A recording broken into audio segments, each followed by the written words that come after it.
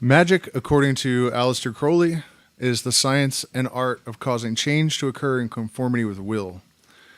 This is something that I'm sure we all would like to get better at. And luckily for us, we certainly can.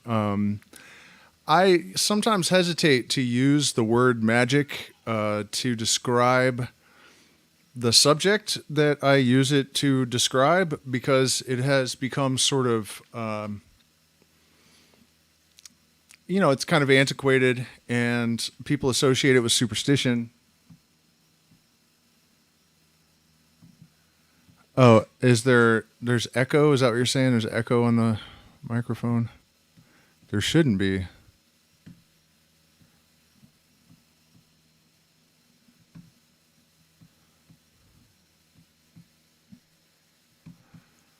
Let's see. Uh-oh.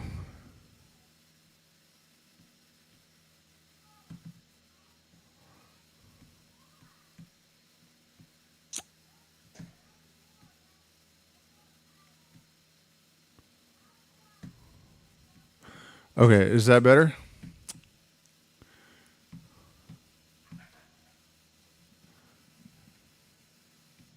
Is the microphone fixed? Somebody let me know. There's a pretty bad lag, so it takes me a second to get any responses from you guys. It's no different. Well, that's not good. I want it to be good.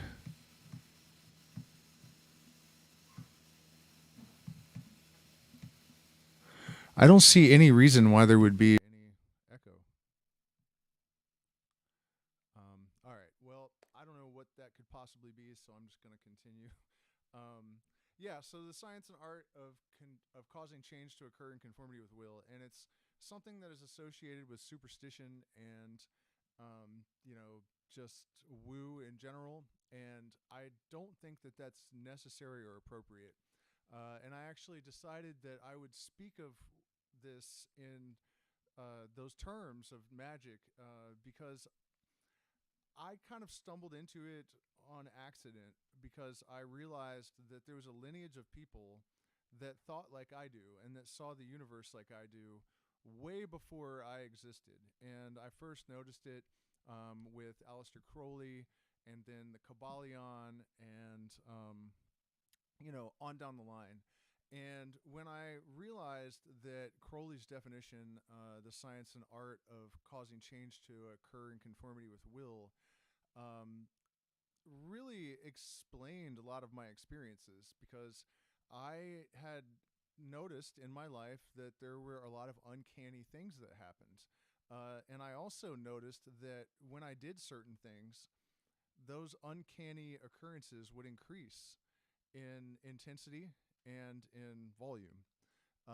And those things range from meditation to intense creative pursuits to ritual work and even psychedelics.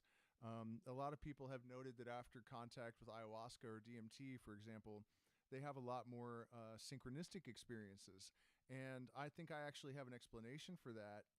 I think that synchronicity is the product of a sort of higher order of symmetry that exists in the universe. And when we create a bridge between our conscious and subconscious mind, it's sort of like creating homeostasis between the internal and external world. So our thoughts have an observable, experiential, meaningful symmetry with our experience, our external experience.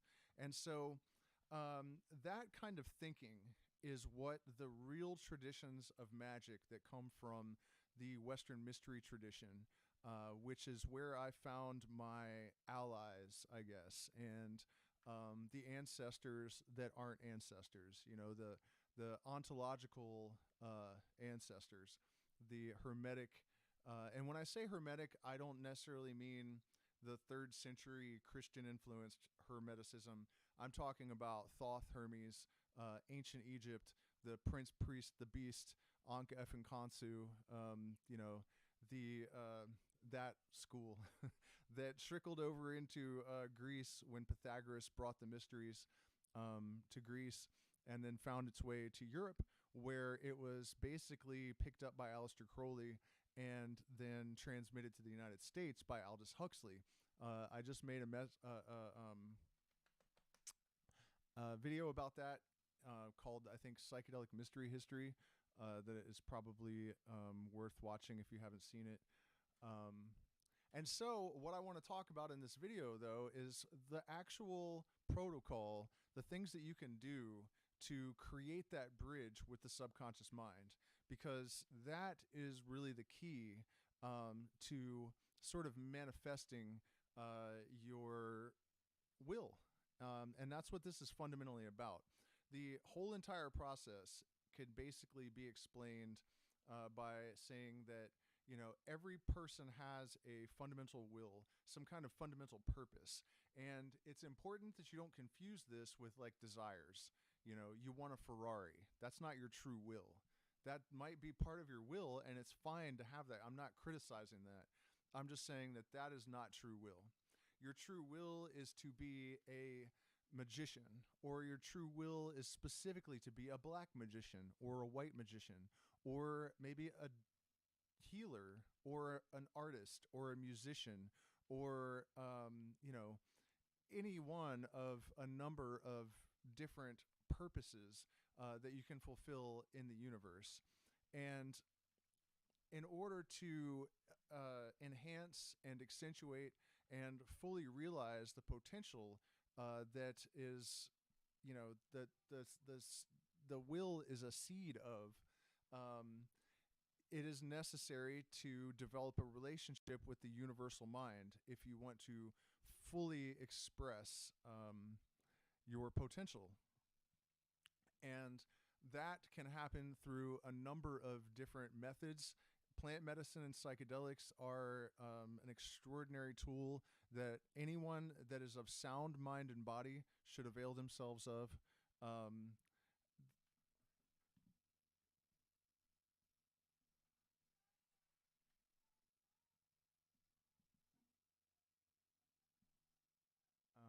Yeah, I don't know. Let me know if anybody else is having sound issues, because I'm not sure if that's on his end or my end. Dream work, right? We're going to talk about the magical journal and the purpose that it serves. And meditation, of course, is an essential element. Yoga practices, but generally not the pop culture versions of yoga. They're the old original yoga that is grueling and extremely difficult is more appropriate for magical practice, because, you know, we're talking about the stages, right? We have the realization of the true will, which you can take to kind of extreme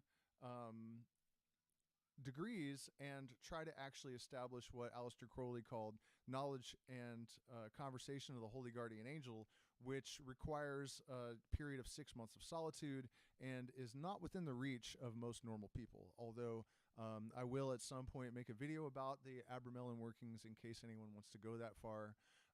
I am working right now on a video about Enochian, which are the angelic calls. There's going to be a bunch of crazy content coming on this channel.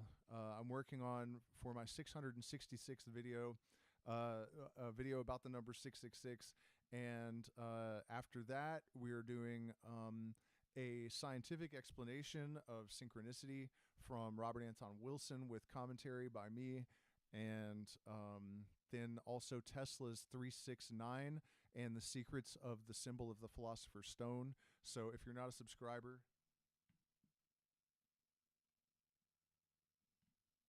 have me on full volume and it's still quiet. Let's see. How about that? Is that better? I mean, it's distorting on my end, so I'm a little bit hesitant to... Oh, wait a minute. I know what happened. Damn, Reaper closed on me. Yep, Reaper closed on me. That's what happened. Man, this live stream has had a rough start. It's too bad because this is a good topic.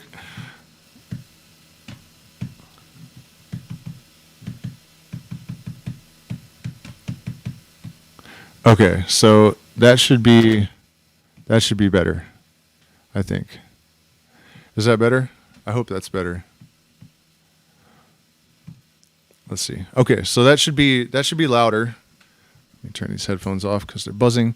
Okay, so where were we at with this? I was talking about the content that I have coming up that is going to be amazing, and it's driving me absolutely nuts because it's densely technical, and it's going to take a shit ton of editing, and it's just...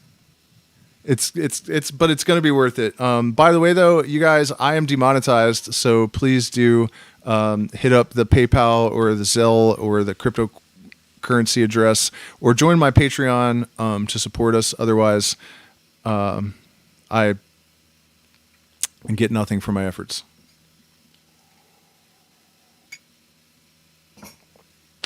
Okay, so we were talking about the steps towards realizing your potential, basically, which is what this is really about. If anyone is here to learn how to cast spells and to make, potions out of frog wings and stuff, this is not the live stream for you.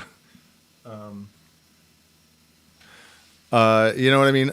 This is not that kind of magic. It does not mean that your objective does not include influencing your experience in ways that might be considered unconventional, non-conventional means. But you certainly have to be realistic about what that means. And, your critical thinking faculties need to be sharp, and your ability to be objective about your wants and desires and your potentials has to be very strong as well. Otherwise, you will get yourself into a tremendous amount of trouble mucking around with magic. And so the primary practices for the neophyte, let's start there, right? There is a ritual called the Lesser Banishing Ritual of the Pentagram, and it is an extraordinarily ingenious and practical ritual. I'll talk a little bit about it, although I have already made videos about it that you can find on the channel. So I'm not going to go into a huge amount of detail, but it basically requires a very simple fourfold breath. The fourfold breath is a basic pranayama that is used to prepare for any ritual work by the Western mystery tradition magician. And it requires, it involves inhaling for a count of 4, holding the breath for a count of 4, exhaling for a count of 4, keeping the breath distended for a count of 4. And during this process, oftentimes a person will think about an imprint that they want to make, because you are flooding your brain with oxygen during the inhalation and holding period, right? And the oxygen is what your brain needs to do its work, to build new neural pathways and to maintain its memory, tenacity, and all that sort of thing. So that is the time for you to focus on the imprint that you're trying to receive, and then you're exhaling for a count of 4 and holding the breath distended for a count of 4. And during the exhalation phase, you generally just feel the feelings that you associate with things that do not serve you and that you're trying to release. And one of the reasons for the full fourfold breath in particular during this process is because you're going to open up into what's called the Kabbalistic cross.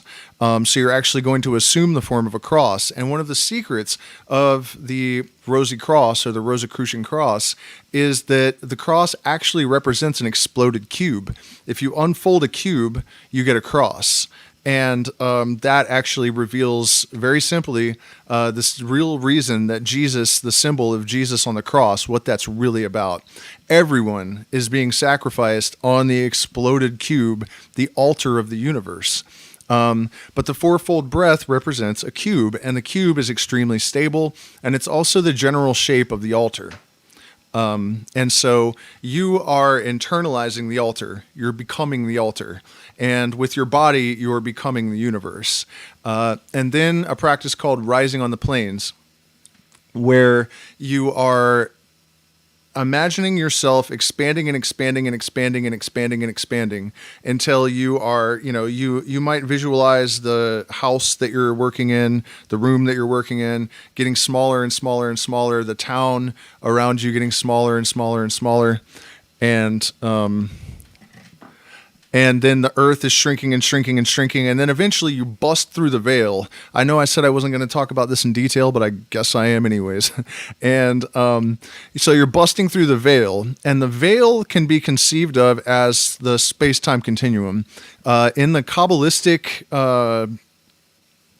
model, I guess, there are 3 veils of negative existence. And on this side of the veil, we have the 10 emanations and the physical universe that has emerged from the interaction of these different energies, which are basically light. It's the light of Keter, the light of divinity, the light of consciousness that started out as an absolute nothing, and that nothing still exists, right? The nothing is always there at the center of the universe. The nothing is actually what some people call God. It is the source and the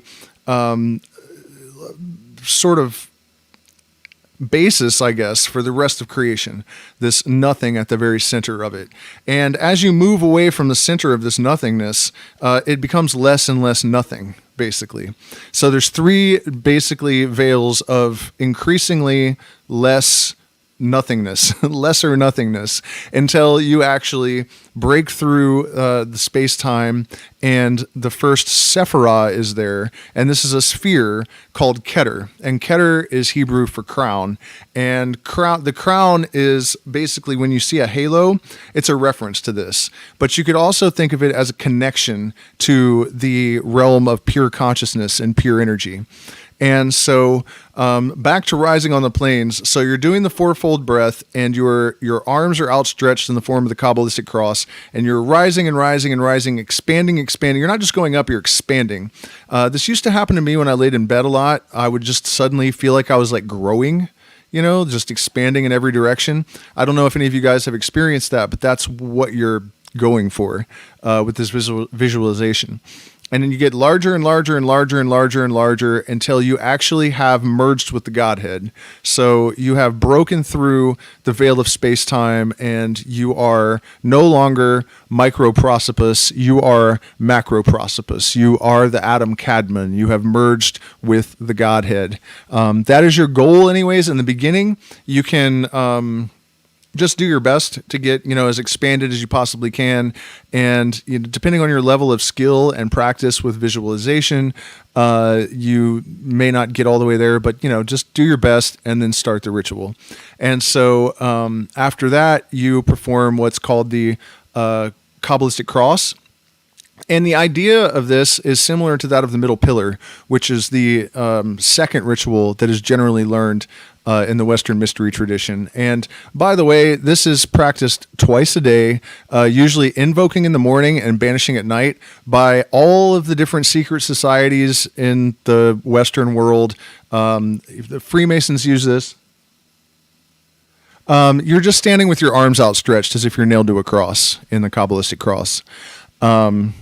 But yeah, I mean, whether you're talking about the Hermetic Order, the Golden Dawn, there are different versions of it. Eventually, it's every magician's job, right? So you start out with the rituals as they were given to you, but over time, you want to personalize them. So for me at this point, when I do, for example, the invocation of the archangels, which actually just represent archetypal consciousness, no one is thinking that they're actual beings, right? That's not, this school of magic does not really believe in spirits or beings or any of that kind of thing. There is a kind of intelligence integrated into the fabric of space-time, and there are sort of compartmentalized expressions of consciousness that you can interact with, but they're not really objectively existing beings, right? That's not really how, you can think about it that way if you want to, but generally that would be kind of frowned upon as like superstitious and sort of outdated thinking, I guess, even 2,000 years ago, or longer, 5,000 years ago, or I don't really even know how long ago this started in Syria and Babylonia. But yeah, so when I do that part, I have my own set of entities, the 4 archangels, and then I've added Rahor-Kuit above and Lucifero inside and Satanael below. And you know what I mean? So there's some level of creative license once you have mastered this stuff. And so at any rate, the point of the Kabbalistic cross is to draw the light of the deity, or the light of creation, the light that creates consciousness, the source of consciousness, it down into your pineal gland, and to receive into your mind that higher consciousness, that divine influence into your thoughts and your mind. And then you were drawing it down to Vegebera, the power, the might, Vegebera, Vegedula, and imbuing your shoulders so that your work is imbued with this divine light. And then you're drawing it down and pointing at your feet and saying Malkut, and so that your steps are imbued with this light and you are guided by this higher consciousness. And then in my version, this isn't in the original, you're drawing that light up to your heart, Tiferet. These are all Sephira, by the way. And so you're regulating your emotions with this divine influence, and then returning to the Kabbalistic cross. And in the middle pillar, which is the next ritual that people usually learn, it's basically the same thing. You have spheres of light, and you're drawing them down into the various sephira, which correspond to the chakras of the Vedic system, and imbuing, and you're reminding yourself every day of this, so it's very powerful. I forgot to say this earlier, but in order to derive benefit from the stuff that I'm talking about, you do not need to believe in magic, so to speak. Even as a process of meditation, these are extremely useful practices. So where are we at with and then the drawing of the pentagrams and the vibration of God names. I'm not going to go into any more detail about this because I just almost started doing a step-by-step explanation of the Kabbalistic cross, which is not my intent.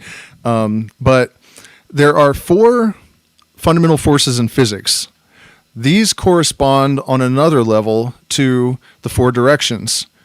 Those correspond to 4 elements. Those correspond to 4 archangels. So there are these stacks of correspondences, and part of the usefulness of this ritual is that you're able to learn all the meanings of why are these archangels wearing robes of this color? Why are they holding, why does Oriel have wheat in his hand?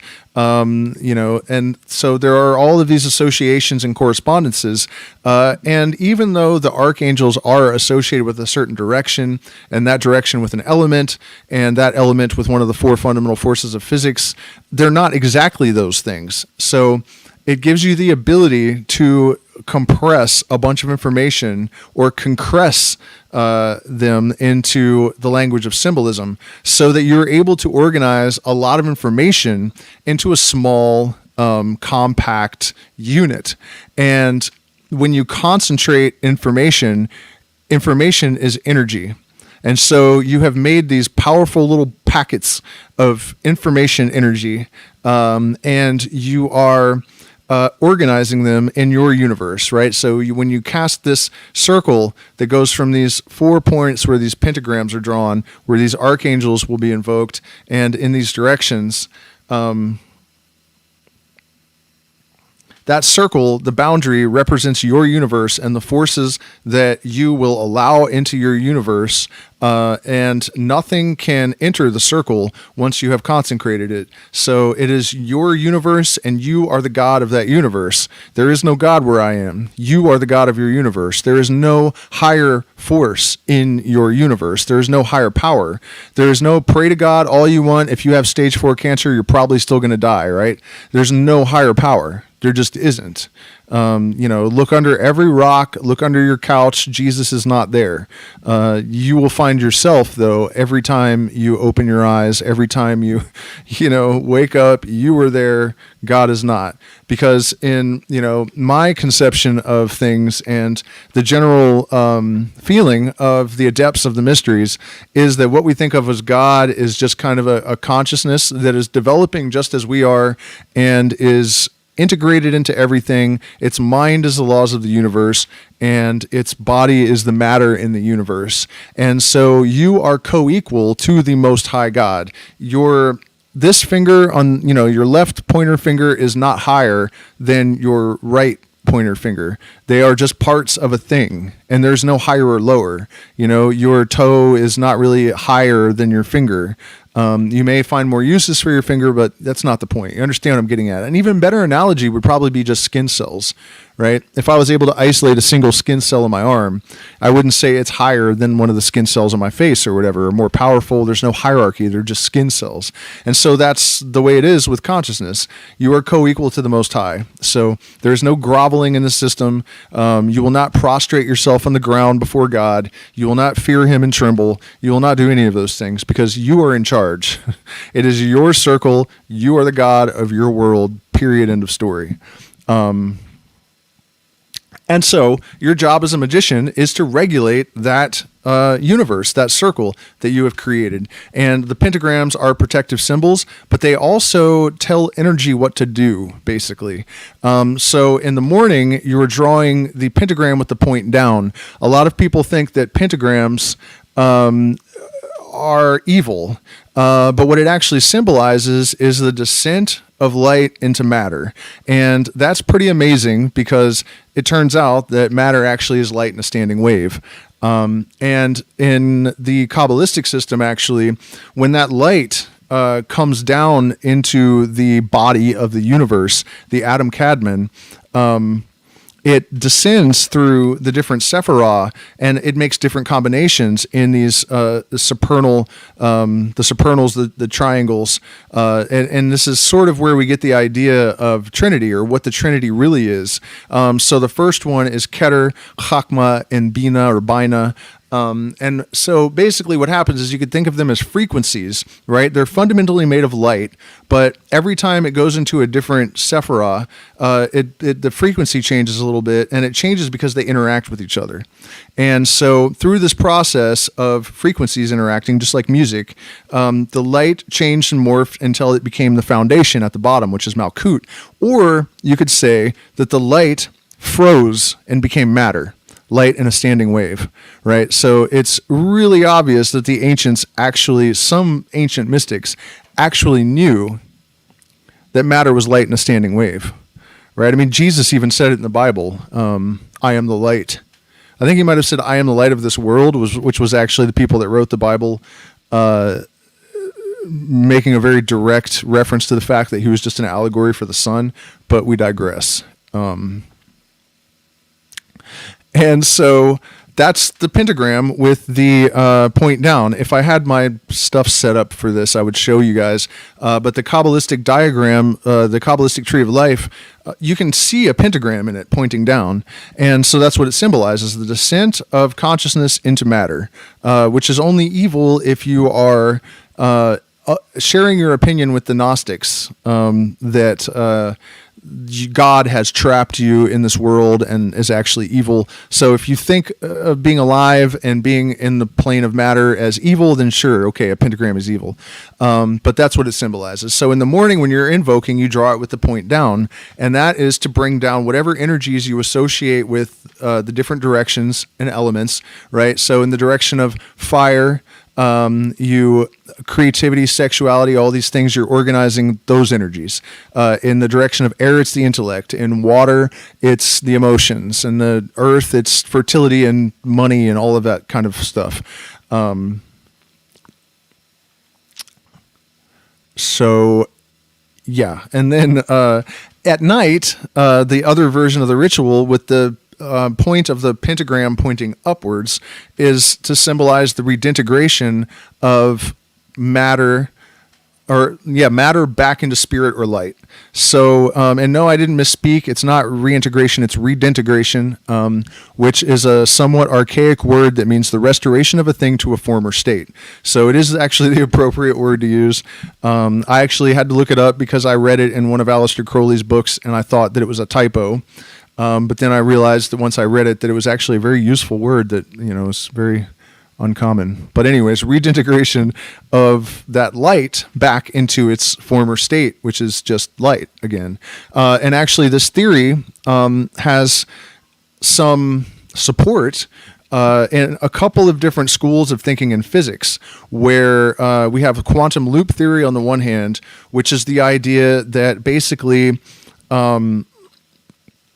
once all of the possible configurations of matter have been exhausted without having to overturn any of the laws of creation or the regulatory laws of the universe, right? Everything that can happen that is actually possible has happened, and we reach like an omega point, and the universe stops expanding and it starts contracting. And basically the light consumes itself or breaks all the matter down. This happens very slowly, but eventually it will happen. And without the matter to sustain the vacuum, it collapses back into the singularity. And because all that energy is compressed down to such a minute point again, there's another singularity and another big bang, and the whole thing starts over again. So that's the quantum loop theory in a nutshell. Another version of this, it's a little bit different. And this is on a near certainty that this actually happens. If you put an apple in a box, a glass box, and seal it absolutely, eventually it'll take millions of years, but it'll break down into its constituent particles. And given infinite time, those particles will eventually configure themselves into every possible thing that could ever exist. All the different possible configurations of those particles, including the same apple, not another apple, but literally the exact same apple that you put in there eventually will appear again. It could take, an extraordinarily long time, but that's another kind of version of this. Anyways, that's a bunch of stuff maybe for a different video or live stream. But the point of it is that you are simulating the universal process in your day-to-day life, right? Every day is really just the same day. Different shit happens a little bit, but it's more or less the same day. And so in the same way that the universe is constantly, or the sun going down and coming up again, or the seasons revolving around, however you want to think of it. But I think the day analogy is probably the best, or the entire universal process, right? You're doing that in miniature. That's one of the great secrets of Magick, that the macrocosm, the microcosm are actually the same. And it's only really one thing doing one thing only. That's also a subject for another live stream probably, but as the microcosm of the macrocosm, you are doing the same thing the universe is doing. You are bringing down the energy to create, and then at the end of the process, you are sending the energy back so that it's there for other things to use to create. And so at night or in the evening, you reverse the pentagram so that the point is going up, and then you banish all the energies that you have accumulated throughout the day that do not serve you. And so, the usefulness of this process done twice a day cannot be overstated, really. I mean, the lesser banishing ritual of the pentagram combined with the middle pillar will change your life, no doubt about it, and things will happen. And some of these things may appear bad at first, because in order for a new order to emerge, there must be chaos. This is why the shaman goes insane a little bit, at least, before becoming a shaman. Or the mystic. There are different names for this, but it's really basically the same process. There's a breaking down and a reconfiguration. And the way that you can think of it is that the parts need that space in order to move. Because if they're really, tightly interconnected, there's no room to move. So this breaking apart gives it the freedom and the space to reconfigure itself. So it's just an essential part of the process. But a lot of people report that when they start doing this banishing twice a day, they might lose their job, their girlfriend breaks up with them, or they break up with their girlfriend, they lose a bunch of friends, and they're like, what the fuck, was this because of this magic? And maybe it was. And it doesn't necessarily even have to be because, you unleashed magical superstitious forces that are wreaking havoc on your life. It's just that you have changed your mind. And so all of these things that didn't suit you, you have successfully banished them. In fact, I would say that if you do the lesser banishing ritual of the pentagram for even just a couple of months and nothing changes, you're probably not doing it right. So, and there's another aspect of this that is absolutely remarkable and mysterious, and it's actually the kind of experience I'm about to describe that gives the mysteries their name. And hopefully I can explain this so that it does it justice. But I joined the Stellum Matutina lineage of the Hermetic Order of the Golden Dawn like 11 years ago, 12 years ago, or something like that. And one of the things that they do in that fraternity and others as well is you keep a magical journal. And this is important. There are a couple of different aspects to this, and the extent of the detail that you want to put into it can vary from person to person and organization to organization.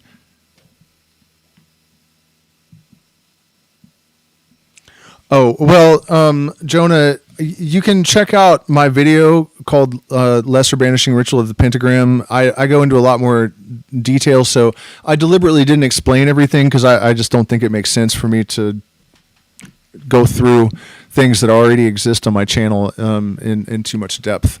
I just wanted to give a really clear idea of the processes and the purpose of it. And so the magical journal has different facets, and probably the most important one is that you keep a dream journal. And every day when you wake up, you write down every dream that you can remember as soon as you wake up, because you lose it so fast. You have to write it all down. And the reason for this is extremely powerful. As you start to develop your intuition and your lesser acknowledged capacities of consciousness, precognition and other sort of parapsychological phenomena will increase. And in the processes and tradition of scientific illuminism, we place no reliance on virgin or pigeon. Our method is science. Our aim is religion. And so you're not looking for faith. If you drink and dance all night with faith, you will wake with a corpse in your arms. And if you drink and dance all night with doubt, you'll find her a virgin in the morning. But, certainty. We want not faith, but certainty. And so, if you don't keep a physical record and all you have is your memories, we know from neurological studies that the brain actually rewrites memories. They don't stay consistent over time. So if you really actually want to be certain, you need to make a record. And this actually served me very well because I did this and I was able to confirm with absolute certainty that I had dreamed things that happened with every little minute detail, and there was absolutely no doubt about it. So that's one of the reasons for this dream journal. The other thing is that one of the most important aspects of this type of practice is that you are trying to develop a dialogue between your conscious and subconscious mind. You're building the rainbow bridge between the hemispheres of the mind. You are trying to establish hemisync. And this has, a couple of majorly important facets. Sorry, mosquito just ate the shit out of my elbow. Kind of distracted me that it just managed to bite me so many times in such a short period. What the fuck was I talking about? Okay, subconscious mind. Oh, because a big part of this process is that you were trying to become less robotic. You know, they say that between 88 and 98%, depending on who you ask, of what we do is actually governed by automatic regulatory systems in our subconscious mind. And that's not generally good, because this is where the shadow acts out. This is where your traumas influence your behavior. This is where addictions come from. You know, I mean, you guys know, probably don't need me to tell you that you really benefit from integrating your conscious and subconscious mind and having a better relationship and making the conscious and subconscious processes more balanced. This is actually one of the reasons why breath work is so effective. And this is something people don't mention very much. But one of the big advantages of doing breath work and breath meditation is that you're actually trying to make what are usually automatic processes conscious. And that is much more impactful than you might think at first glance. You know, you're training your mind to make associations between the conscious mind and unconscious processes. It's extremely simple, but extremely powerful. And so the other purpose of the dream journal is to map the subconscious. When you wake up, you see all of this stuff that's been hidden from you, and you can see patterns that emerge over time. And a lot of magicians will actually track the sun and all sorts of different conditions, time, date, astrological information, all sorts of different details in order to get a better idea of these patterns. And this is how we create maps and fine-tune our understanding of astrology and different processes that may be more subtle and less obvious than others. And so there's that. And then also the ritual workings are also recorded very, very in great detail. And so any sensations that arise during ritual work, any visions that occur, anything that happens throughout the day, even that you associate with your ritual work, you make detailed records of all of this stuff. And so that's the dream journal and the magical diary. And it's pretty essential stuff, especially if you have joined an organization like the Hermetic Order of the Golden Dawn, and you have to show this to the person above you. And in my case, I don't remember how often, but every once in a while, the portal, who was called, would read through it and look for certain things. And at the beginning of this process, I received an envelope that was sealed. And when the adept was looking through my ritual working diary, and he saw that I had a certain vision of a certain thing in association with a certain archangel, and I'm not going to say it because I don't want to ruin it for anyone. That's part of the reason for secrecy, by the way. It's not just because we're trying to hoard power and take over the world and eat babies or whatever stupid shit people are always saying. It's actually in large part to protect initiates and neophytes from hearing things before they serve a real purpose. And so having seen this vision, which, by the way, there's no rational reason. There's nothing about this particular archangel. It's Oriel, I'll tell you that much. Suddenly you just see this archangel in association with this thing, and they know that's going to happen eventually. And so you open the envelope and it says, "Congratulations, you have had the vision of the whatever in association with Oriel." And so that raises all these questions, like why does that happen? What the hell is actually going on there? And so that's the other thing that happens as you continue to work with these rituals, is just the sort of astral visions, I guess, that are the same for everyone.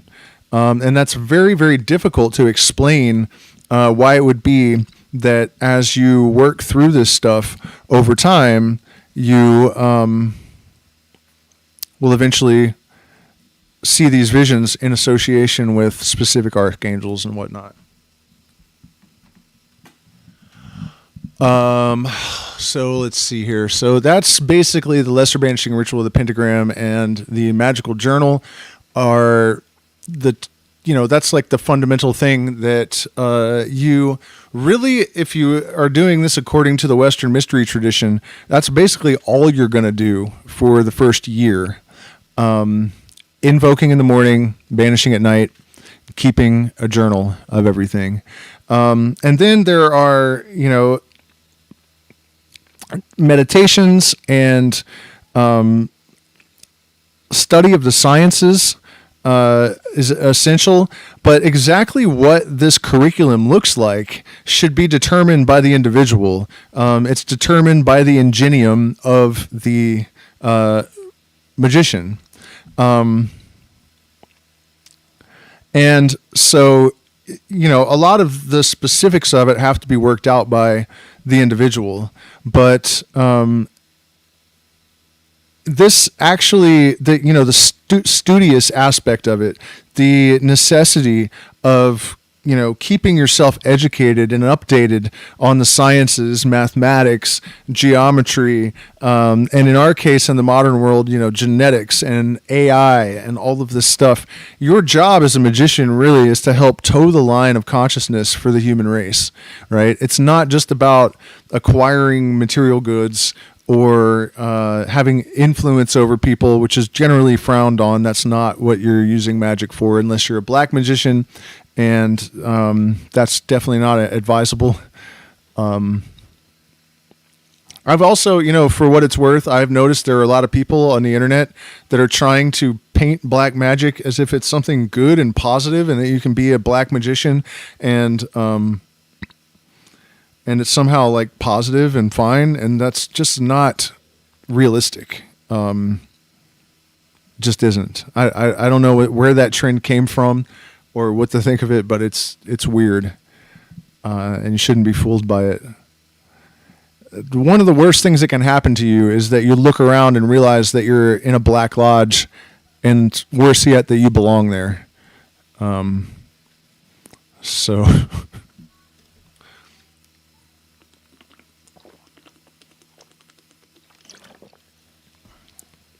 But yeah, what I was saying is that I think that one of the biggest travesties of the pop culture spiritual movement is that there is definitely a theme of intellectual laziness. People like the New Age movement, for example, it is engineered for marketability, right? They're trying to tell you what you want to hear and sell you ideas that you want to believe, right? That's why manifestation, law of attraction, I know people that have like paid psychics to tell them about their past lives, which is absolute garbage. And there are a number of reasons for that, right? For one thing, it's not someone else's place to do that for you. The reality is that if reincarnation is even a real thing, you have to meditate. You have to take plant medicine. You have to fucking study. You have to do tedious, dedicated work for years and years and years and years and years before you have any chance of having access to that kind of information. And even if someone could sell you that information, right? If you could pay someone to tell you your past lives, you have no business having information that you haven't learned to get yourself, right? So even if there was somebody that was willing to sell you this information, they're wrong for doing it. So there's no way to make that. That's just one example. And I have a friend that did that recently that I couldn't believe it. I was like, really? You paid past life regression, complete bullshit. It's spiritual bypassing. Right? You need to earn that information. It's 11:11 too. In case anybody's doubting what I'm saying, it's 11 viewers and 11. Oh, not anymore. But You need to earn that information. You can't just pay someone to bypass a decade of hard work for you. And this is really the main reason, I think, why people generally are unsuccessful at magic. People want easy answers. They want a magic pill. They don't want to have to, the most complete set of talents and virtues is totally useless in the absence of willpower and discipline. People don't want to hear that. They want to believe that you just visualize something and it rolls up in your driveway. I mean, that movie, The Secret, they had scenes where that would happen. They're like, you just picture a red bicycle and that red bicycle will float up into your driveway. No, it won't. No, it won't. Especially if you haven't been determined and dedicated for me, for 35 years almost, close to 35 years, almost every single day of my life has been one long contemplation that just never ends, and study and practice and and it was before I ever had any really, really convincing access to information through unconventional methods or any kind of, good reason, a dialogue with the universe that suggested to me what my past life might have been, the most relevant one to this one. Anyways, I had put in 20 years of hard work, constant, every day of my life, and I see a lot of people nowadays, they'll take psychedelics 6 times and, think that they're entitled to, to scroll through the Akashic records and to find out their past lives and do, all this stuff that is really a reward that is earned by an adept after decades of hard work. It's absolutely ridiculous to watch this. But it's, we live in a culture that basically breeds narcissism. Social media, I've come to start calling it the echo chamber of narcissists, because that's basically how people use it to reinforce their worldviews and delusions, and to to support their selective perception. And you know what I mean? That's generally what's happening. And so that's basically my admonition. I'm not trying to be down on people exactly. Hold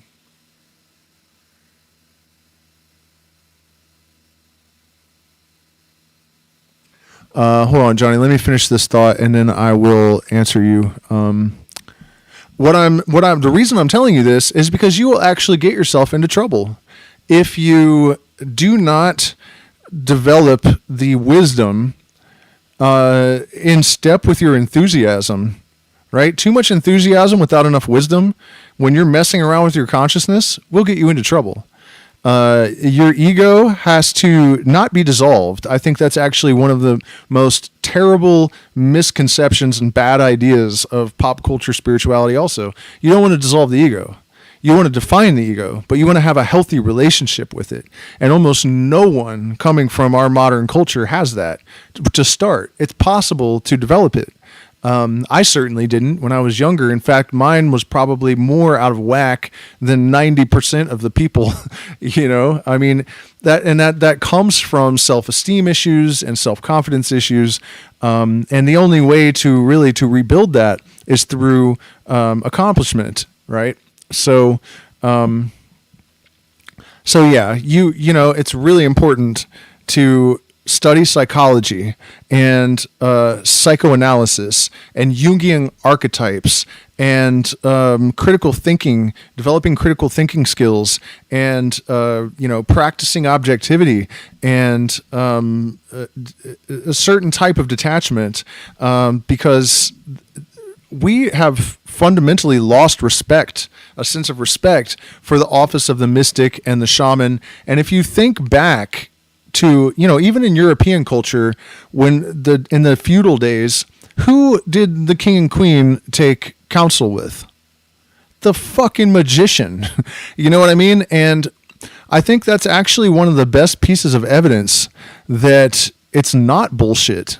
Because if it was, how did England become the most powerful empire in the world when the person that was actually making the decisions, was John Dee and Edward Kelly, the magicians to Queen Victoria, or Elizabeth, or whoever the hell it was at that time. You know what I mean? A little bit weird if magicians if it's not, real, then how in the hell do they advise an empire so effectively that they almost take over an entire planet? How the fuck does that happen? If they're just superstitious morons that are, And if alchemy isn't real, here's a great one, because how we're talking about this microcosm macrocosm thing, right? That is such an important idea. Because if you think about the symbolism of lead into gold, you might not remember this if you just jumped on, but we were talking earlier about light into matter and then matter back into light. That's the alchemical transmutation process. That is the macro alchemy. It's what the universe is doing. And so lead into gold is not just an allegory for turning the lead of everyday experience into the gold of higher consciousness. It's literal. Otherwise, how did the Templars get all the crowned heads of Europe in debt to them? Where the fuck did they get the money to come out of nowhere and start loaning money to kings and queens? So much of it that they had all the crowned heads of Europe in debt to them. Where did it come from? Is it a coincidence that they were alchemists? I think there are some pretty gaping questions that history has left right on the table, staring us all in the face. And they have some pretty intense implications. And I remember when I was a kid growing up and I was in school, they told us that you cannot turn lead into gold, that elements are not transmutable because they're elements, and that's what an element is. But now we know that all it takes is sufficient electrical current to knock a proton off of mercury and it becomes platinum, and one added makes it gold, right? Or lead as well. And it's going to take more stages if you start with lead. But it is indeed totally doable. The problem is that at this juncture, it's too expensive. So it's not profitable. My internet's glitching a little bit. But it definitely can be done. So, yeah. Oh, Johnny had a question. Okay, so he's asking about this plugin for singularity.net. I just posted that in the Patreon. There is a link to an article that has all of the top 5 tools for crypto analysis. There's an AI contract scanning bot. There's a plugin that allows you to connect ChatGPT to live internet feed, which is going to change your life. If you do that, you're not going to have any money problems ever again. That's the answer. It's the fucking answer. So, by the way, you guys, join my Patreon if you haven't already, because I don't get paid for this otherwise. So I'm totally dependent upon you guys. And if you want to send a one-time what do you call it? Donation.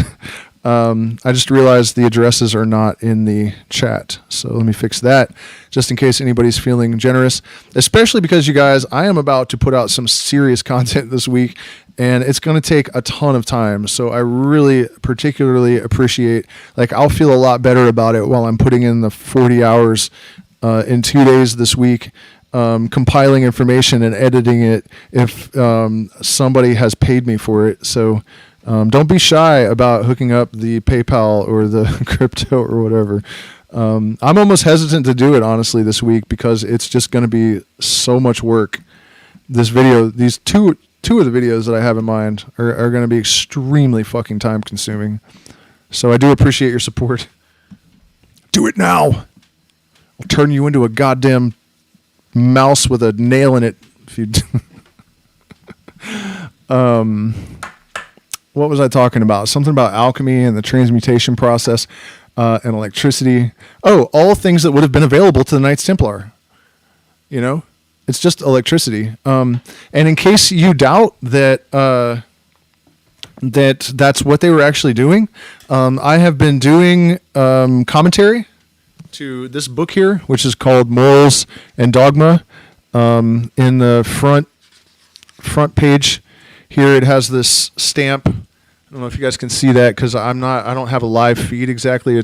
But esoteric book for Scottish Rite use only, to be returned upon withdrawal or death of recipient. So it's a formerly secret book of the Freemasons, and we have just gotten through another reason to join my Patreon, the description of alchemy in here, and he says exactly, I mean, the only thing that's missing is that he doesn't say like, we're adding or subtracting a proton using electricity, but he actually says, what the secret is electricity and magnetism, and you just need mercury, and mercury is one proton away from being gold.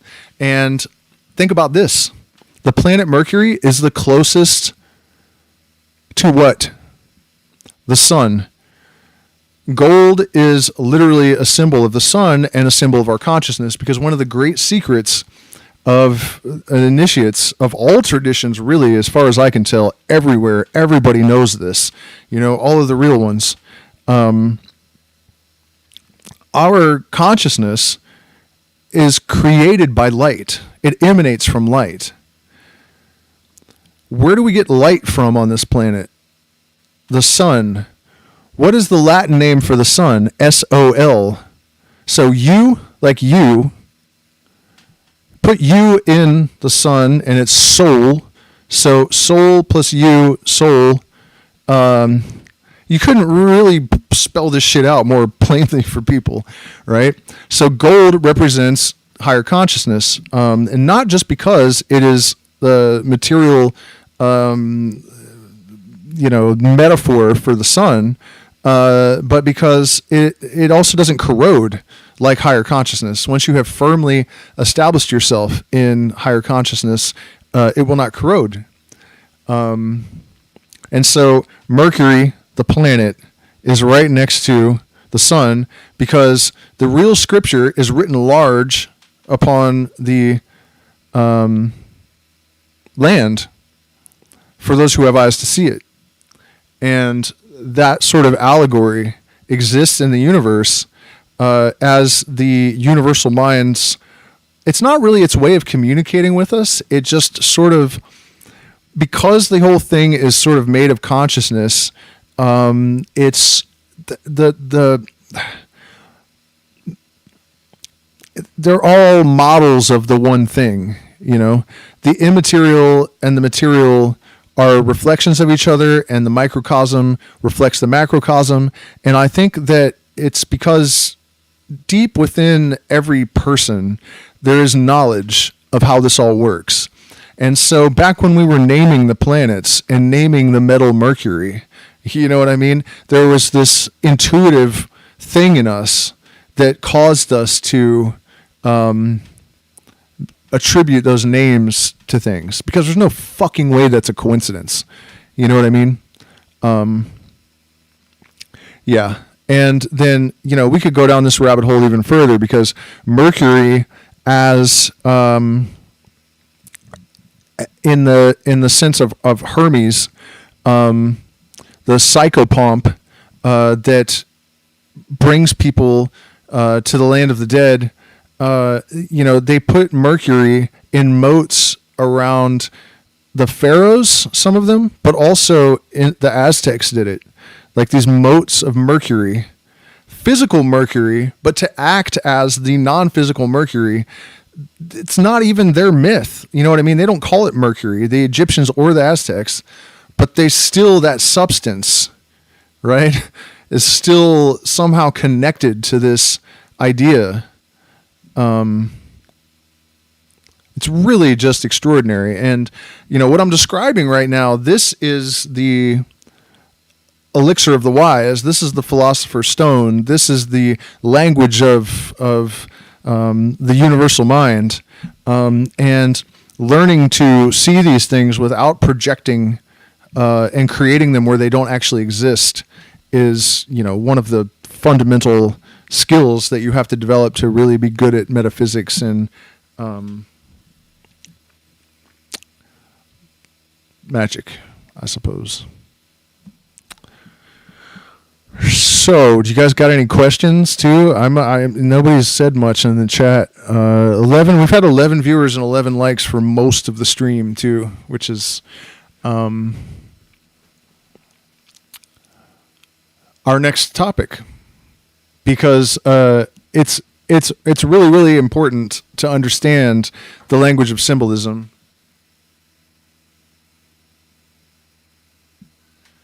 Yeah, I'll do a video on singularity.net. Wait a minute. Are you talking about the cryptocurrency, the AI cryptocurrency, or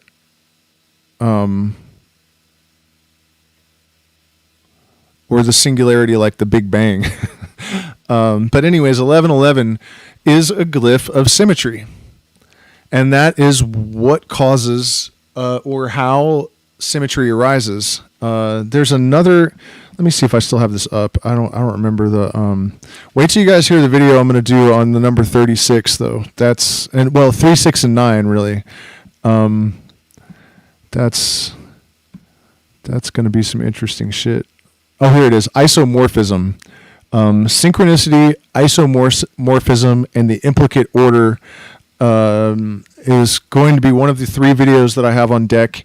And it's probably the explanation for how synchronicity physically happens and why it happens. But it has to do with symmetry. And one of the 11s represents the internal, and the other 11 represents the external. And there is contradiction within all things. This is why the yin-yang is a single circle, but it has a black spermatozoa, I guess. I don't know what those things are, tadpole, whatever, and a white tadpole. And they both have a black circle inside of, the black and the white and the black, because everything contains its contradiction. And then everything is holographic. So contradiction inside of contradiction inside of contradiction. Really what that is the fact that paradox is an integral component on the structural level of the universe. But the reason it's 2 1s basically is that 2 is the number of duality. But we have these single opposites, right, internally, that are creating this one thing. So also a clue is given by the Kabbalistic tree of life, because there are generally 10 Sephiroth, but there's not 10 Sephiroth. There's 11. Just as there are probably 11 dimensions, if string theory is correct, which, another big point for the ancients. Also, the moon is attributed to Yesod on the tree of life, which is the 9th Sephiroth, and the number 9, like the dimensions of the moon, the size of the moon, there's all these characteristics of the moon where the numbers all add up to 9, which is pretty remarkable. And don't want to give too much of that away because I'm making a video about it. Don't want to spoil it. But what were we saying? Okay, so the 11th Sephiroth is Da'at, which is knowledge. And the reason it's usually not drawn on the Tree of Life is that it's not technically a real Sephira. And the reason it's not a real Sephira, Johnny, you never answered my... the reason it's not a real Sephira is that knowledge is only relation. It's not a real thing. It's just our relative perspective of the thing. So synchronicity arises from knowledge of self. The building of the bridge between the conscious and the subconscious mind is largely is largely a result of self-knowledge and building that bridge between the conscious and the subconscious, right? So, and then the other side of that is that the other 11 is knowledge of the external world.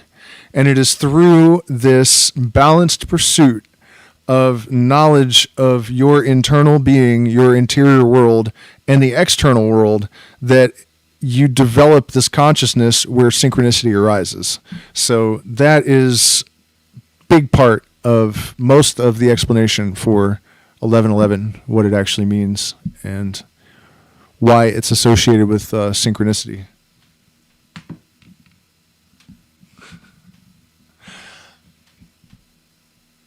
Yeah, I mean, I don't know. It could be some kind of channeling, I guess.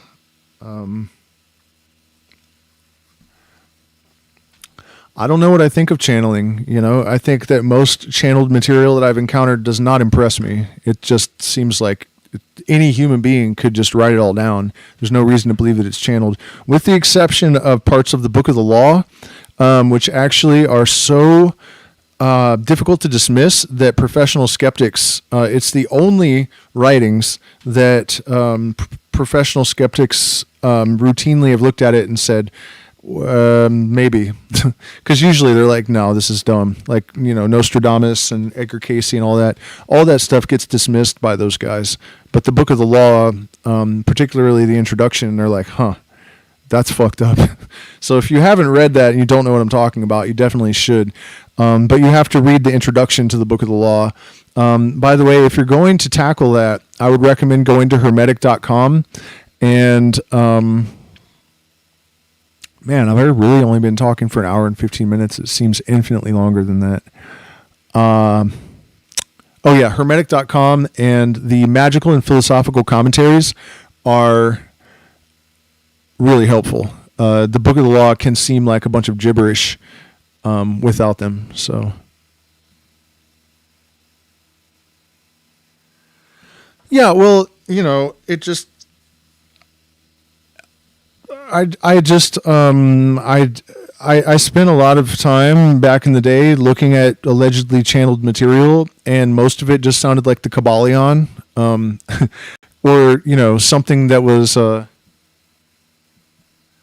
right on, Misty. Yeah, I've been wondering what happened to you. I've definitely noticed your absence, and there's definitely been some pretty good live streams lately. I think the Psychedelic Mystery History, I don't know if you saw that one. That one I was pretty happy with how it came out. And I've been talking a lot about that movie about the sex traffickers and how it's a complete fucking scam. That made a lot of people mad, but it's true.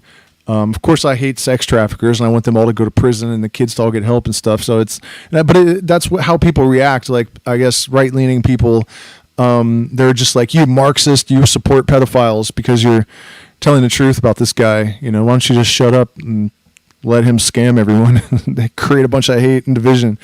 But yeah, anyways, we were talking about 1111 and symmetry and shit. Does anybody know what the fuck I was talking about? I lost my train of thought for a second there. I'm trying to think if there's really anything else we need to really talk about. I mean, I've given you guys the foundations of alchemy, ritual work. It's too bad that I've been a little scattered tonight, I think, but I really have laid out some powerful shit in this live stream. So if you're just coming on, you should go back and watch it.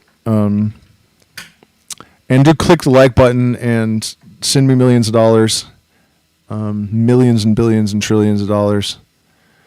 I know you've all got it. I mean, doesn't everyone but me? Seems like sometimes billions of dollars laying around.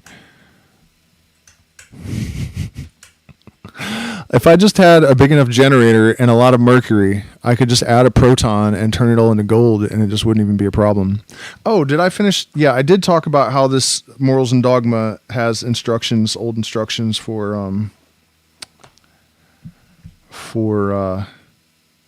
alchemy, like the actual mechanisms and shit.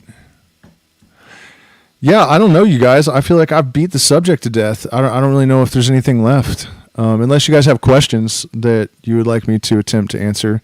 But basically, you have to track the movements of your subconscious mind, make the subconscious conscious. When you're doing breathing exercises and stuff, being aware that part of the reason to do this is to make automatic processes conscious. So you're kind of approaching it from both sides. You're trying to make the subconscious conscious, and you're trying to make the conscious subconscious, because you're trying to build a bridge between those things so that you're less automatic, you're more deliberate, you're not a puppet of your traumas and addictions and automatic behaviors and scrolling on your phone and shit. Habitual behaviors have to be broken in order to create freedom. It's just facts. And if you're serious about embarking on the path of the magician, it's do I have the Book of Lies right here? I do. Let's get some guidance from some commentary from Mr. Crowley. If I can find this one. I was just thinking of it, and I looked beside me, and there was the book, because I couldn't recall exactly the Sodom apple. But anyways, we were talking about making the conscious conscious and the subconscious conscious. Oh, and mapping it. So, your diaries, your dream journal, and your ritual work, lesser banishing ritual of the pentagram, invoking with the point down in the morning and with the point up at night, the middle pillar ritual, to remind yourself every single day that you are, guided by this higher mind, and it's your own higher mind. It's your own light of Keter. You're not seeking the guidance of some external being or deity. There is no God where I am. The absolute and the conditioned together make one absolute. Man, I'm never going to find this.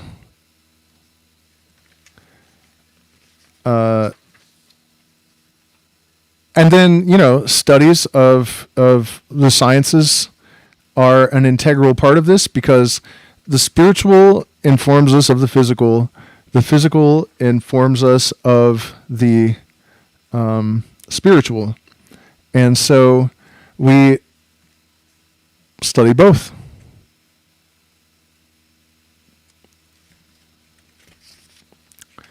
It's something like, once thou steps upon the path, man, I'm irritated that I can't just recall that. I used to have most of this book memorized, I think.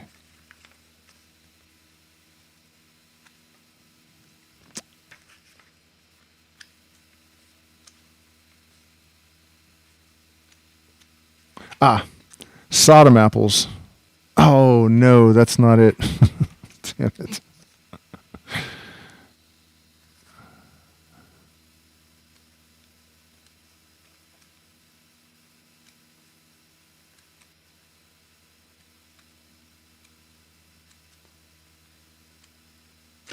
Oh, well, whatever. Not going to find it.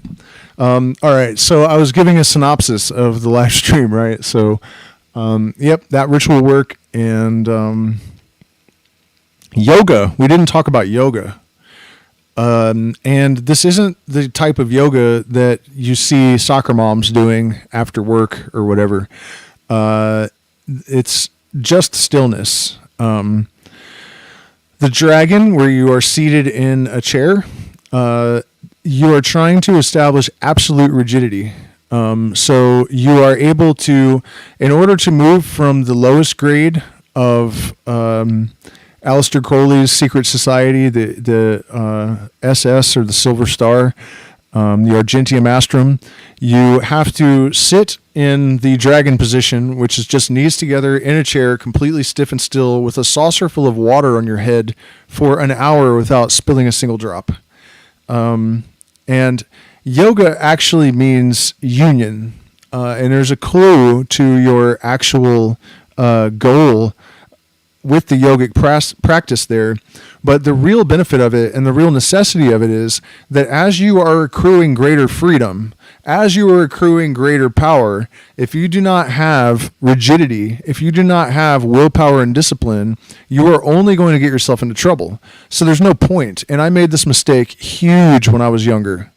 It was an absolute disaster because I did pierce the veil and I did manage to accrue secrets of power, and I did manage to access information through non-ordinary means, and I did manage to manifest my imagination in uncanny ways, but I had not cultivated the discipline and willpower to direct that energy sufficiently to control it, and I had not, and this is hugely important, I had not integrated the shadow, I had not healed my traumas, I had not fixed my self-esteem issues. I had not fixed my self-sabotaging. So I would get within inches of my dreams through the most, insane improbable circumstances. And then I would destroy it all. And I knew it was going to happen because I had been doing it since I was, 5 and got the original imprint to self-sabotage and all of this stuff. So I got the steps out of order. And that's what is being portrayed in Mickey Mouse. Fantasia, where he steals his boss's hat, the magician, the sorcerer's hat, and he has his power, and he tries to make the brooms and shit do all of his chores for him, and he ends up almost drowning and dying. That's what happens. So the most complete set of talents and virtues is totally useless in the absence of willpower and discipline. And this is where pop culture fucks everyone over, because they're trying to sell you an easy fix. They're trying to sell you a magic pill. They're trying to tell you that all you have to do is visualize things and they'll just happen. And that's not how it works. You need to master yourself. You need to develop wisdom. You have to have profound knowledge of the inner workings of yourself and the inner workings of the universe exactly equal to each other, exactly co-equal to each other. Otherwise, there will be imbalance. The systems must be in homeostasis, otherwise there will be a chaostrophe, and that is all that will happen. Trust me. And so yoga and other meditation practices, that's really the function that they have.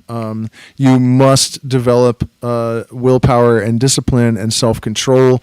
Otherwise, all the power in the world will not serve you. In fact, it probably will be a disservice to you.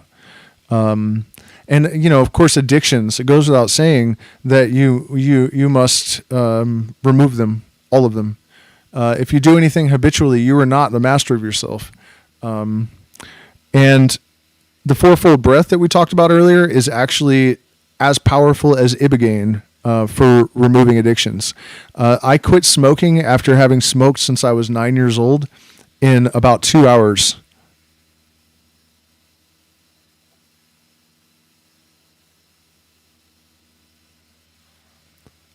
Yeah, Ryan, of course, I'll leave it up. I might edit the beginning because it was a mess. Have I ever seen Franz Braden's work? I'm rereading it now. Highly technical. No, I've never heard that name before. I'll give it a look and a listen. What was I saying? It was worthy.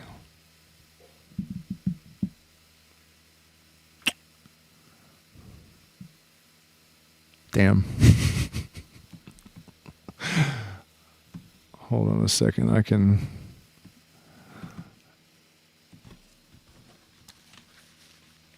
go back and see what I was saying, actually.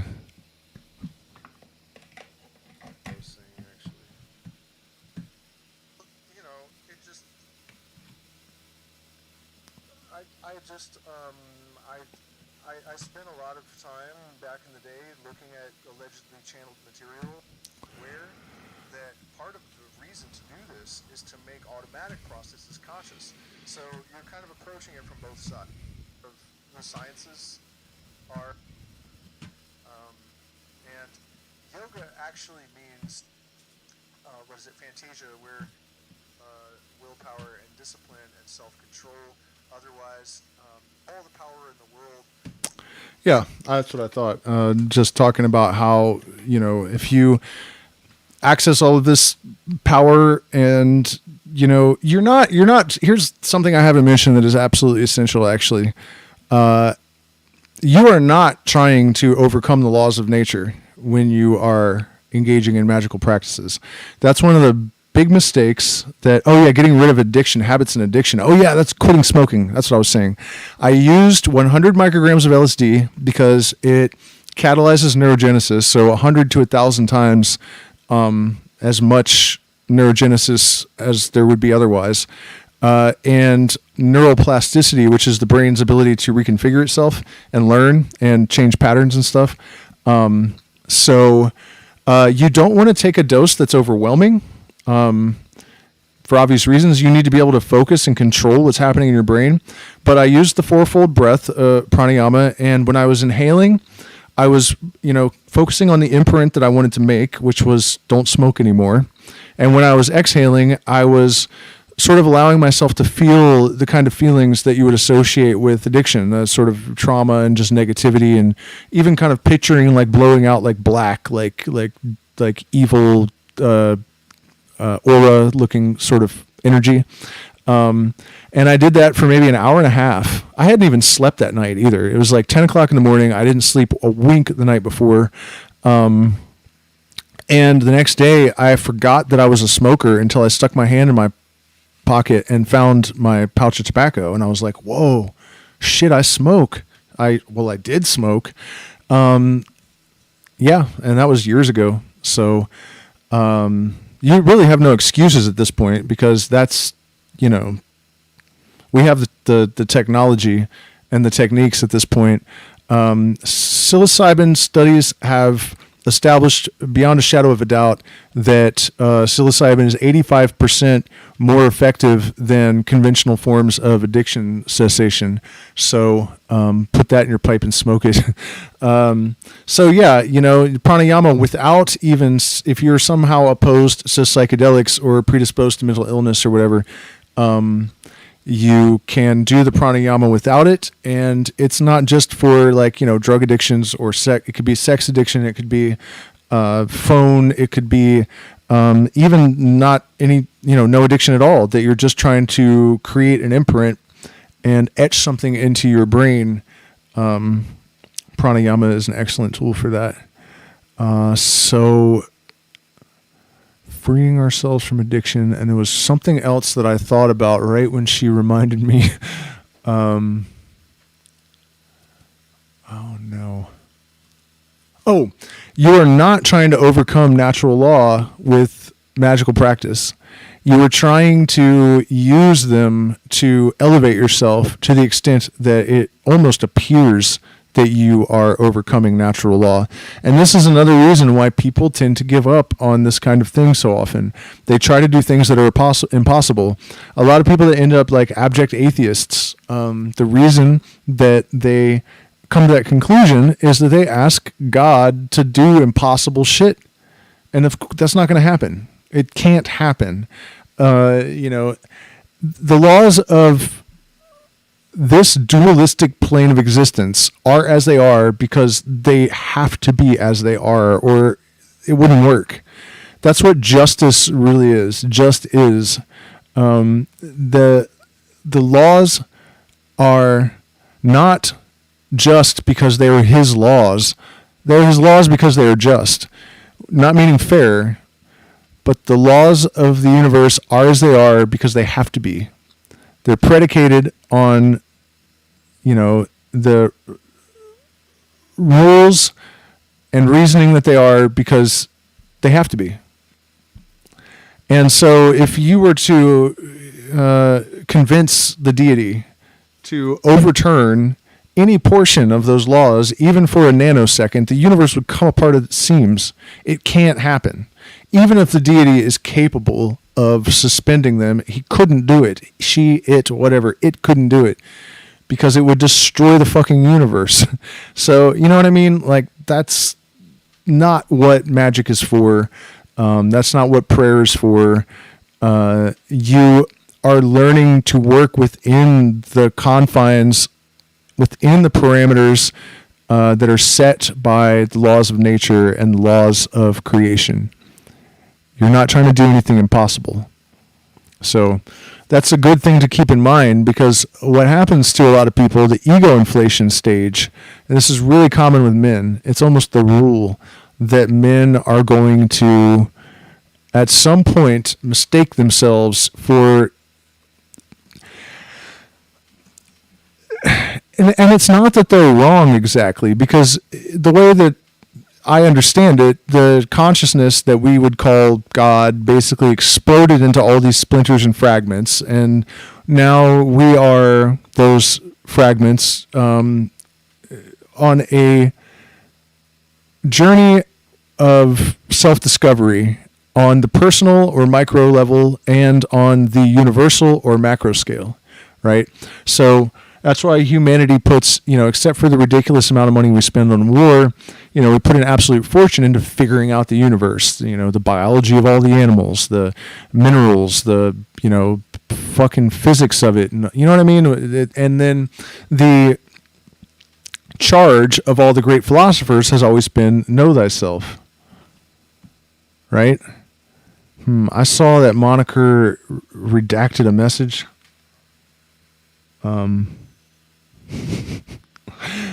Did I get lost again? Yeah, so that's what's happening.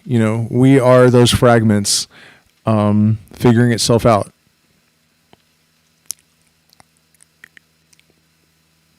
And it must be too late, because I just keep losing my train of thought. So I'm gonna pop off now and work on this video that it's not going to be my 666th video, because I posted 2 shorts today, and but I started working on it when it was my 666th video. So I thought, if I'm going to do a 666th video, it should be about the number 666. And there is some weird shit associated with the number 666, and some of it's not what you think. But there is an inverse correlation with the golden mean. And again, I'm not going to get way into it because I don't want to spoil the video, but that's basically the premise of it. So it's a shocker, and I don't think it's really information that's out there anyways. So thank you guys so much for spending this time with me.